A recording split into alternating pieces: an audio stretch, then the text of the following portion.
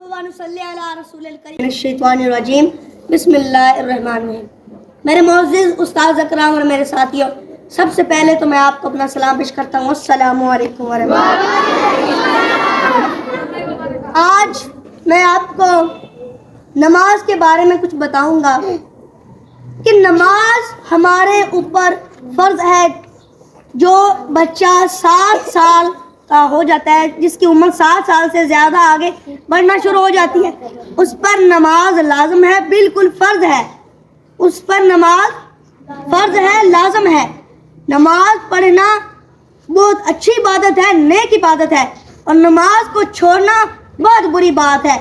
حضور اکرم صلی اللہ علیہ وسلم نے فرمایا کہ اگر آپ سے کھڑے ہو کے نماز نہیں پڑھی جاتی تو بیٹھ کے پڑھو، اگر نماز بیٹھ کے بھی نہیں پڑھی جاتی تو اشارے سے پڑھو، اگر اشارے سے بھی نہیں پڑھی جاتی تو آنکھوں کے اشارے سے پڑھو۔ نماز پڑھنا لازم ہے۔ جو انسان نماز کو چھوڑے گا اس کی کوئی بخشش نہیں۔ قیامت کے دن سب سے پہلا سوال نماز کا کیا جائے گا۔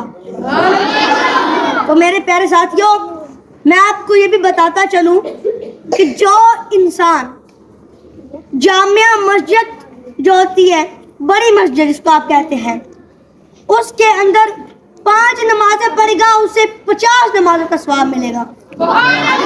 اور جو انسان 4 نمازیں پڑھے گا، اس کو 40 نمازوں کا ثواب ملے گا۔ اس طرح جو انسان 1 نماز پڑھے گا جامعہ مسجد میں، اس کو 10 نمازوں کا ثواب ملے گا۔ اس طرح آپ زیادہ سے زیادہ کوشش کیا کریں کہ آپ مسجد میں نماز پڑھا کریں، کیونکہ ایک صحابی تھا، اس نے حضور صلی اللہ علیہ وسلم سے عرض کی، یا رسول اللہ، میں مسجد میں آ کے نماز نہیں پڑھ سکتا۔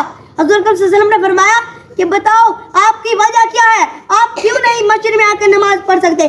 تو اس نے کہا، حضور میں نبینا ہوں، مجھ سے آنکھوں سے نہیں دیکھا جاتا، میرا گھر بھی مسجد سے کافی دور ہے، میں نہیں آ سکتا مسجد میں۔ حضور صلی اللہ علیہ وسلم نے فرمایا اگر ایسا ہے تو تم ایک باریک کوئی چیز لو جس کو مسجد کے دروازے سے باندھو اور اپنے گھر کے دروازے سے باندھو، اس کو پکڑتے پکڑتے تم مسجد تک آؤ اور مسجد میں نماز پڑھو۔ میرے ساتھیوں، اگر ایک نبینا صحابی کو بھی حضور صلی اللہ علیہ وسلم نے گھر میں نماز پڑھنے کی اجازت نہیں دی، ہمیں بھی چاہیے کہ ہم مسجد میں جا کر نماز پڑھیں۔